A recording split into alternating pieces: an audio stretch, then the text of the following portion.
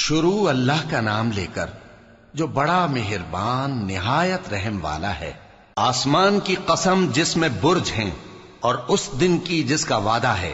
اور حاضر ہونے والے کی اور اس کی جس کے پاس حاضر ہوتے ہیں، کہ خندقوں والے ہلاک کر دیے گئے، یعنی آگ کی خندقیں جس میں ایندھن جھونک رکھا تھا،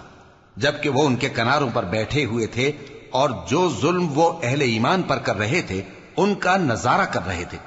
اور ان کو مومنوں کی یہی بات بری لگتی تھی کہ وہ اللہ پر ایمان لائے تھے جو غالب ہے، سب خوبیوں والا ہے، جس کی آسمانوں اور زمین میں بادشاہی ہے، اور اللہ ہر چیز سے واقف ہے۔ جن لوگوں نے مومن مردوں اور مومن عورتوں کو تکلیفیں دیں اور توبہ نہ کی، ان کو دوزخ کا اور عذاب بھی ہوگا اور جلنے کا عذاب بھی، اور جو لوگ ایمان لائے اور نیک کام کرتے رہے ان کے لیے باغات ہیں جن کے نیچے نہریں بہ رہی ہیں، یہی بڑی کامیابی ہے۔ بے شک تمہارے پروردگار کی پکڑ بہت سخت ہے،